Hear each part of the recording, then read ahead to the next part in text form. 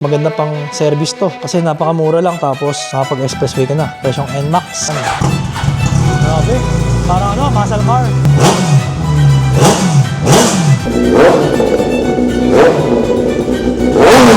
At nakita rin naman yung mga alaga natin dito na mga super bikes. Sad to say, kailangan ko nang bitawan ang ating dalawang motor. And meron pa tayo dito yung beloved Italjet Dragster 200 Malossi edition natin. Naka-straight Malossi setup. And maraming salamat nga po pala sa mga nagpa-consign ng kanilang big bike. So kaya maraming big bike dito. Hi mga katingin, kayo ba ay naghahanap ng slightly used at murang big bike? Tara, pakita ko sa inyo yung mga available natin ngayon.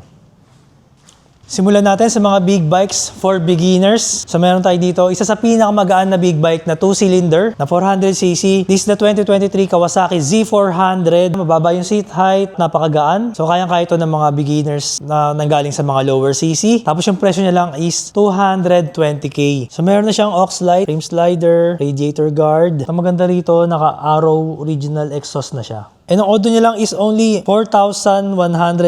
At kung gusto mo naman ng mas modelo sa Z400, meron tayo dito ang 2024 Kawasaki Z500. This one is 1K auto lang. Naka-pipe na rin siya, naka-heavy duty cellphone holder. And price niya is 255,000. At kung gusto mo naman ng sport bike, pang beginners, or gusto mong ilaro sa racetrack, ito yung perfect para sa'yo. This is the 2022 Kawasaki Ninja 400. Sobrang sikat ng 400 na Ninja kasi merong category sa racing na ang gamit ay mga Ninja 400. So this one, marami na siya accessories. Gold runway, aux light, frame slider, naka-pipe na rin siya, ang cellphone holder. 5K auto lang siya. And yung price niya lang is only 255,000. And meron pa tayo isa dito na Kawasaki Z500 2024 model. Meron na siyang aux light, frame slider, may radiator guard, meron na rin siyang exhaust, full system, adjustable levers. 5K auto lang for only 250,000. At kung gusto mo naman na sport bike na entry level pero gusto mo nang mas mataas ng konti kaysa sa Ninja 400, meron tayo ditong Honda CBR 500R. Alam naman natin pag red, sarap sa mata. It's also a 2-cylinder 500cc AR exhaust. May plate number na, meron na siyang tank pad. Galing to sa first owner. So ang auto lang niya is 6,500. And ang presyo lang niya is only 290,000. Kung gusto mo naman ng black and gray combination na color, meron pa tayo ditong 2024 CBR 500R for only 295,000. At kung gusto mo naman ng budget meal na entry level perma forma, ito meron tayo ditong Triumph Speed 400. Meron na siyang quad lock cellphone holder, naka-drift exhaust na siya, radiator guard. Sa 2025 model, 1K auto lang. Presyo niya is only 245,000. At kung gusto mo naman ng budget big bike na maganda yung tunog kasi naka 270 degrees crank, kaya para siyang V-twin kung tumunog. This is the 2024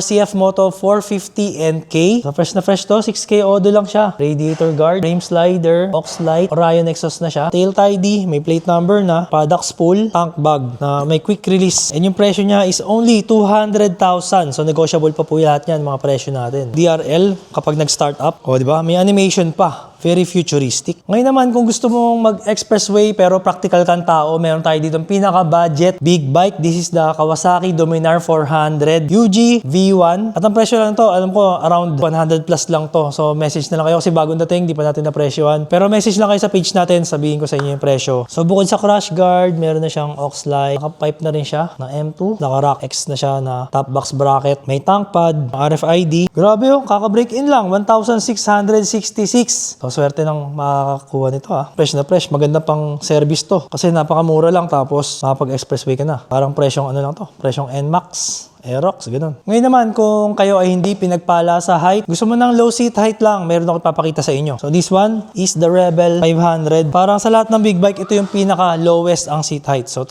demonstrate ko sa inyo kung gaano kababa yung seat height. Kita nyo naman. Flat foot, nakatupi pa yung tuhod natin. So, kahit ang height mo is as short as 4'10", abot mo to. Dahil nga sa sobrang baba ng kanyang seat height. So, this one is all stock. Meron na siyang plate number at makinis na makinis. Parang bago pa. Wala siyang gas-gas or any issues. It's a 2023 Honda Rebel 500. Ang auto niya is only 4,817 lang. Brand new price is 400k. This one is only 340. Tapos almost brand new pa. Diba? Panalo na. Syempre, negotiable pa yan. Kung gusto mo nang mas mataas ng konti yung seat height, mas malaki yung tangke, pinakabago ng Kawasaki is the 2024 Eliminator 450. And this one, naka-battleship gray color din siya. So, ang ganda ng kulay, glossy gray. May nakasulat sa side ng tangke na Eliminator. Mababa rin ang seat height niya, pero hindi kasing baba ng Rebel 500. So, ang kagandahan sa kanya, mas mataas yung ground clearance niya. So, mas madali ka makakabanking. Kung napanood nyo yung vlog ko dito, ginamit natin sa Marilake. Kaya niyang bumanking. And this one, meron na siyang fly screen, quad lock, cellphone holder, top box bracket. Makinis na makinis, wala siyang issue. And ang audio lang niya is only 4K. Tapos ang presyo niya is only 290,000. At syempre, negotiable pa yan. At kung ayaw mo naman mag-expressway, meron tayong nag-iisa dito na hindi expressway legal. This is the 2023 Aprilia SR GT 200. So, maganda rito, yung kulay niya, para siyang red na nag-orange. Katayan na rin yung kanyang mugs. Ganda ng kulay. So, nakita niyo naman yung kanyang DRL, parang sa RSV4 na sport bike ng Aprilia. And this one is loaded na to. Naka-atom na Oxlite na siya. Malossi visor na original. May crash guard na. Naka 4-pot RCB brake caliper na siya. RCB S1 brake levers.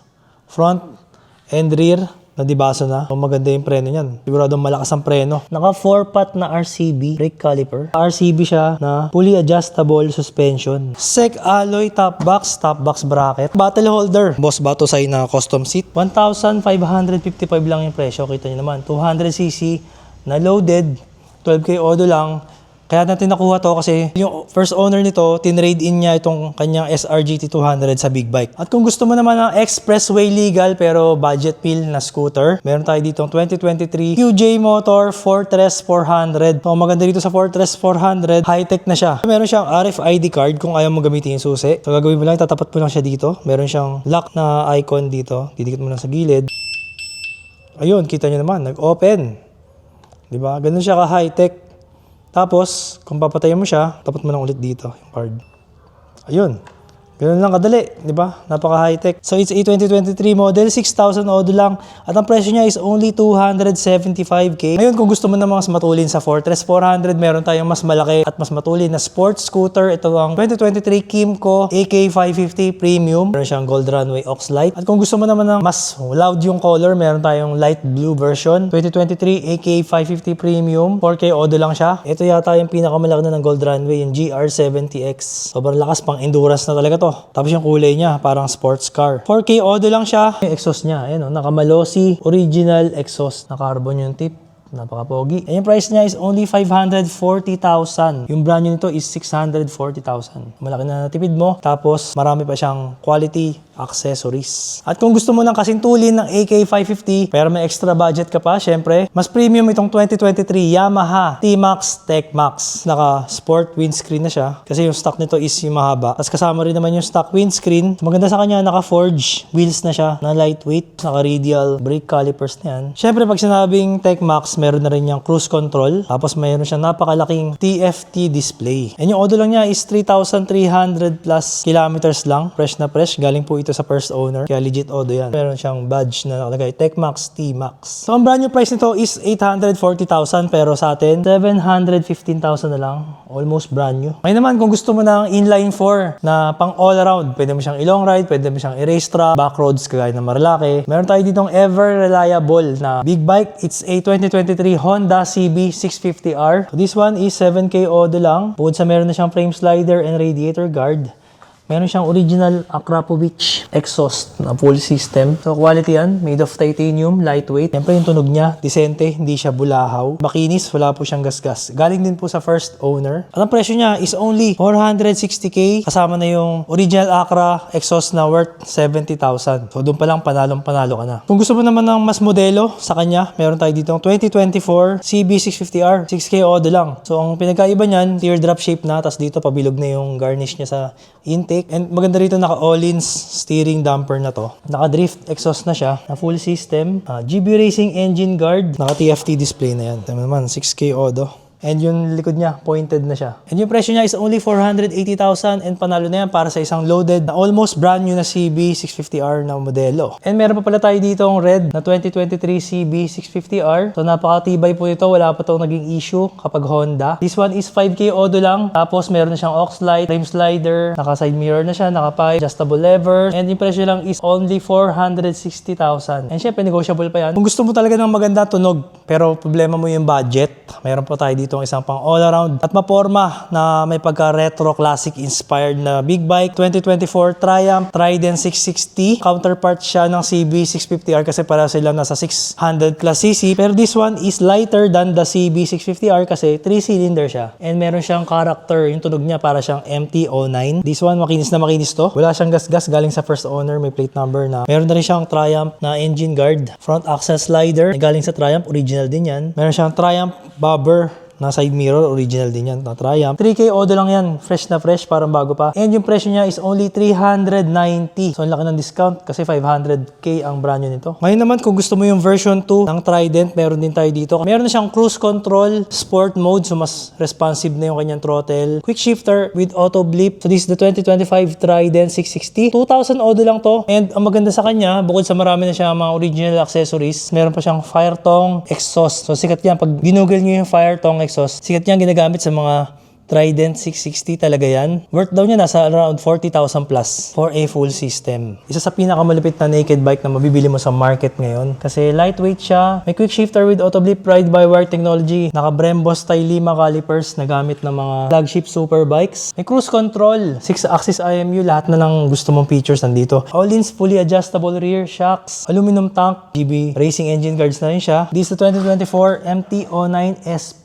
4K Odo lang siya and ang presyo is only 760,000. At syempre negotiable pa at pwedeng iswap ng mga lower units. Ngayon naman, kung gusto mo rin ng made in Japan, pero 1000cc, 2022 Suzuki GSX S 1000. And yung engine niya ay galing sa K5 GSX-R 1000. Kaya napakaganda ng performance. Aluminum frame na siya, made in Japan. Yung looks niya, very modern, very unique, para siyang Gundam kasi meron siya rito parang winglet. Pakita nyo nga yung Raider 150 Pro ngayon, naka-winglet na naka-guide. Dito siya na-inspire. Stock exhaust pa yan, pero naka-cut delete na. Kaya maganda yung tunog niyan. Meron na rin pala itong quick shifter with auto blip. Soundcheck natin yung cut delete stock exhaust ng GSX S 1000. Grabe, parang muscle car. Solid. Wow.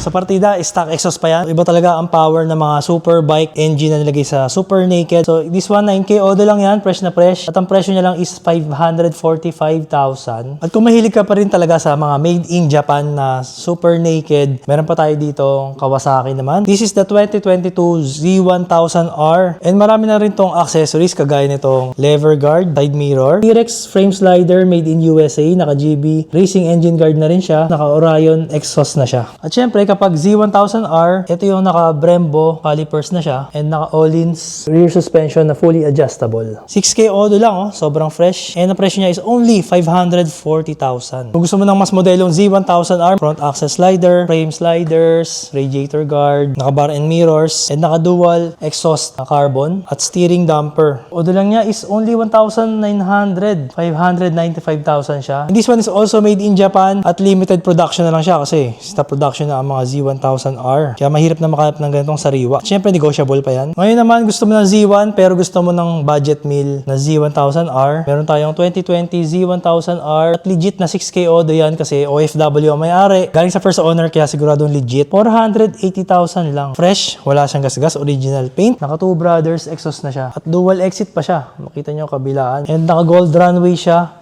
na GR70X, yung pinakamalaki at pinakamalakas ng Gold Runway. PIAA loud horn, CNC engine guard, may crash guard, radiator guard, and syempre naka Brembo caliper and all-ins rear suspension na siya. Ngayon naman, gusto mo ng inline 4 na Kawasaki na naked bike pero ayaw mo ng 1000cc. Meron tayo dito mas mababa at mas magaan sa 1000cc. This is the 2023 Kawasaki Z900 SE. Pag sinabing SE, it's the special edition. Parehas sa Z1000R, meron siyang Brembo calipers, all-ins fully adjustable rear suspension, SE exhaust, frame sliders, aux light, radiator guard. Kararating lang nito. Pero syempre, benta natin ng mura to. Below 500 lang to at negotiable pa. Low order rin yan. Message lang kayo sa page for the pricing. At kung mahilig ka naman sa motor na sumisipol, kagaya ng ating Kawasaki H2 Supercharge, pero gusto mo ng mas budget friendly, kasi syempre medyo mahal ang H2 Supercharge. Nasa 1.8 yan or 1.9 na yata yan ngayon. So ngayon, mas mura pero malakas pa rin. 197 horsepower. Ito yung isa sa pinakamodelo ng ZH2, the 2023 ZH2. 725,000 ng SRP. 690 kilometers lang pala yung auto nito. So, hindi pa na break in ha. Fresh na fresh. Tapos meron pa siyang quad lock cellphone holder. Merong pipe, merong frame slider, radiator guard. Naka Brembo brakes na rin. Quick shifter with auto blip and cruise control. Ngayon naman, and meron pa tayong isang unit dito na 6K Odo. Nasa 740,000 naman ang presyo. And naka-exhaust na rin siya and makinis din siya. Kagandahan dito, kakulay na kakulay niya yung H2 carbon kasi pareha sila na naka-dark gray. Tapos kita mo yung frame ng H2 and sa kanila, sa 23, green din yung frame. So, di ba? Para siyang kambal. Kitang-kita yung frame. At meron pa tayong third unit na CH2 rito. So, marami na rin accessories at makinis lahat to galing sa first owner. Wala siyang gas-gas. This one, meron siyang winglet, side mirror, alloy, and tank bag. Siyempre, naka-exhaust na rin siya. Tapos makapal pa yung mga gulong at walang issue. Pwede rin silang swap sa lower unit at siyempre, negotiable pa. Sound check natin kung gaano kaganda yung Supercharge 1000cc ng Kawasaki ZH2. Wow!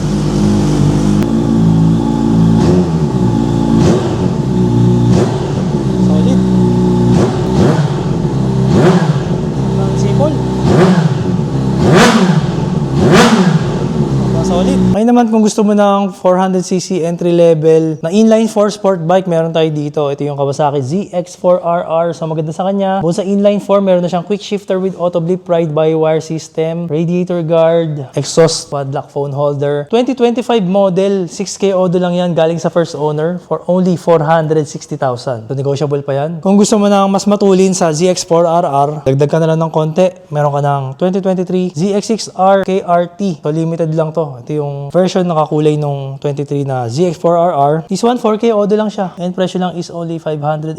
It's a 636cc, may quick shifter. Naka-exhaust na. Meron na mga sliders. And fresh na fresh. Wala siyang gasgas. Ngayon naman, kung idol mo si Batman, gusto mo ng all black na sport bike, meron tayo dito Ninja. Sa pinakabagong Ninja natin dito, 2025 ZX6R. And this one, low Odo lang din to. Parang around 2,000 Odo lang ata to. And ang presyo lang niya is 645 from 710,000 Laki ng discount. Mga slider, exhaust, and racing windscreen. Sariwang-sariwa, wala siyang gasgas. Ngayon naman, kung fan ka ng mga Honda Fireblade pero gusto mo ng mas magaan at hindi mo kailangan ng sobrang power ng Fireblade, meron tayong kamukha ng Fireblade at kasing quality rin kasi Honda. Sa 2023 Honda CBR 650R. Same engine ng mga CB 650R pero meron siyang fairings. Napaka-pogi syempre pag sport bike. Meron na siyang drift exhaust, tank bag, tail bag, radiator guard, front axle slider. 5K Odo lang to. 440,000 lang yung price niya and syempre negotiable at pwedeng swap sa mga lower units. Ngayon naman kung gusto mo ng budget meal na ZX6R, meron tayo dito ang Garage Queen. Bakit Garage Queen? Kasi 2022 model pa to pero napaka-fresh. 13K Odo lang siya. Original paint, wala siyang gasgas. Galing pa rin sa first owner. Tapos meron na siyang XC exhaust, yung frame slider na siya. Radiator guard, kita mo naman yung headers niya. Ganyan siya kaalaga. Napakalinis ng headers, walang mancha. And presyo lang niya is only 495,000.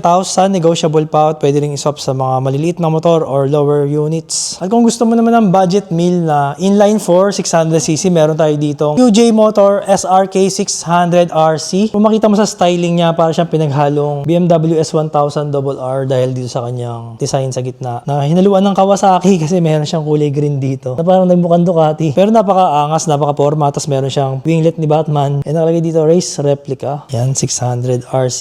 Ang ganda ng kulay niya. So metallic silver siya. Tapos yung exhaust niya, ang ganda. Para na siyang SC project agad yung exhaust niya na shorty. Ang gagawin mo dito, papatanggal mo na lang yung catalytic or resonator niya and magkakaroon na yan ng tunog. So siguro pag nagka-time tayo, pwede natin i-content, delete natin kay red exhaust. Tignan natin kung gaano kaganda ang magiging sound ni SRK 600. So abangan nyo. Ang presyo nga lang pala nito is only 350,000. Ngayon naman kung gusto mo ng flagship super bike ng Kawasaki, ito yung 2023 Kawasaki ZX-10 RKRT Edition. So maganda rito, KRT Edition siya. Ito yung original green ng Kawasaki. Hindi gaya ng mga modelo ngayon. Kaputla na yung pagka-green, para siya, more on yellow na siya, yellowish green na siya. Ito talaga green na green ng Kawasaki. And the KRT stands for Kawasaki Racing Team. Kanyang decals and kulay same nung ating KRT na ZX or RR. Rhizoma winglet mirrors, radiator guard na RNG, Evotech front axle slider, Evotech frame slider, carbon garnish dito sa tail, and carbon exhaust. Naka Brembo caliper na siya, fully adjustable front and rear suspension, and Öhlins electronic steering damper, cruise control. At sound check natin kung gaano kalakas ang carbon exhaust nitong ZX-10R KRT.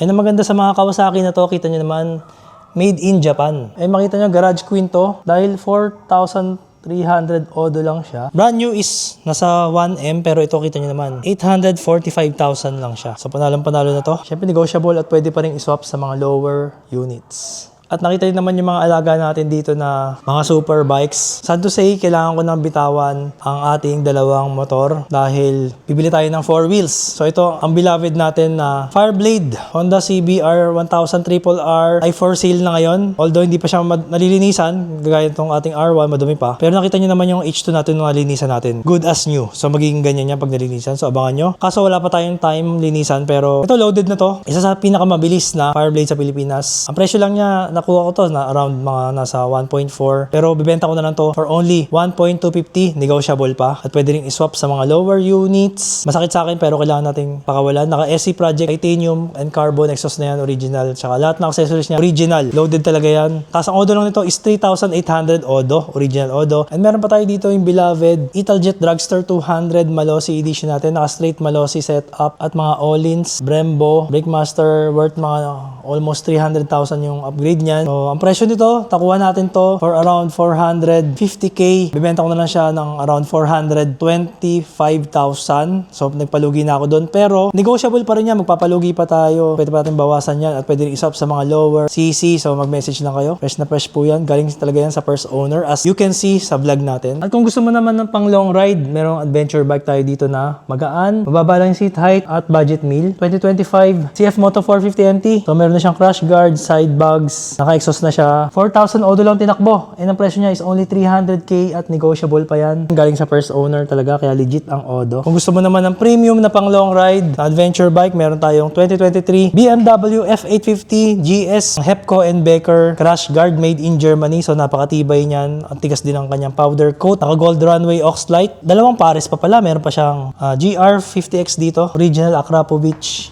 BMW Motorrad exhaust, naka-carbon tip. Meron na rin siyang SW Motec na top box bracket. Foldable and adjustable na side mirrors. 2K odo lang siya at meron na rin siyang GPS dito na navigation and Apple CarPlay, Android Auto. So fresh na fresh po siya, and this is the triple black edition. And ang presyo niya lang is only 695. So panalong-panalo para sa isang GS na loaded. Siyempre negotiable pa yan. Pwede swap sa mga lower CC. Naka dark windscreen na siya at naka Barkbuster na pala siya na handguard. Napakaganda nito at napakamahal itong Barkbuster. So sarap i-pour keeps nito. Sobrang loaded na pala nito. Ngayon naman kung gusto mo ng mas matulin sa F850, meron tayong Tracer 9GT kasi 890cc siya. Meron siyang crash guard, meron siyang Oxlite frame sliders, alloy top box, at meron siyang side panniers na original kasi isa lang ang susi nun. Kung ano yung susi na ignition, yun din yung pambukas sa kanya. So, nandito siya sa gilid, nakatago. Yung isa nasa kwarto. Di lang natin kinabit kasi para hindi istorbo sa parking. So, maganda rito, meron siyang quick shifter with auto blip, cruise control. Basta lahat na lang gusto mo sa isang sport touring adventure bike. 2023 siya, 24 acquired. 2K odo, fresh na fresh, no? Tapos 785 lang siya. Negotiable pa, pwedeng swap sa mga lower units. Flagship adventure bike ng Honda. It's the 2023 Africa Twin 1100 DCT. Pag sinabing DCT, ito yung walang clutch lever. Wala na siyang shifter kasi naka-dual clutch transmission siya. So, fully automatic siya pero pwede kang gumamit ng plus-minus para siyang kotse or para siyang mga XADV. At meron din siyang cruise control, electronic control suspension. Makita mo may wire yung suspension niya rito. And this one, meron siyang side pannier bracket, meron siyang top box and top box bracket. Oxlite siya, dalawang set, high quality na crash guard. Meron na rin siyang bash plate na metal. 14K odo siya and ang presyo niya lang is only 880,000. Fresh, wala siyang gasgas or accident. So, pwede rin i-swap sa mga lower units. At meron pa tayo dito ang isang Africa Twin. Ito naman, malupit naman dito. Naka-gold runway siya. GR50X na dalawang set. So, maganda kasi dyan, pwede mong ilagay sa taas ito. Yung isa naman mababa or or wide para coverage mo yung buong kalsada. Sarap na ito pang Boss Ironman or Endurance. Maganda rito, naka-SW Motec siya na crash guard. Made in Germany. Sec alloy top box na rin siya. May side pannier bracket. Ang odo niya is 11,000. Fresh na fresh. Wala tong accident or gas-gas. And ang presyo niya is only 920,000. It's also a DCT version or dual clutch transmission na automatic. So masarap to gamitin sa long ride at traffic kasi automatic na siya. Hindi ka makakawit mag-clutch. And we also offer financing. Kaya sa mga interesado po, mag-message na lang sa ating direct Viber 0943550937 or sa ating mga Facebook pages na may blue check, Katingin Bikes and Kenji Moto TV. And maraming salamat nga po pala sa mga nagpa-consign ng kanilang big bike. So kaya maraming big bike dito. Ay karamihan po dito ay mga consignment na pinapabenta ng ating mga Katingin subscriber, followers. So sa mga may gusto pong magbenta, nagbebenta ng kanilang big bike, pwede po tayo mag-offer ng consignment para mabenta natin ng mas magandang presyo yung motor nyo. So hindi natin masyadong tatawaran yan. Depende na po kung meron tayong prospective buyers. So message na lang po kayo kung meron kayong gustong ipa-consign sa atin.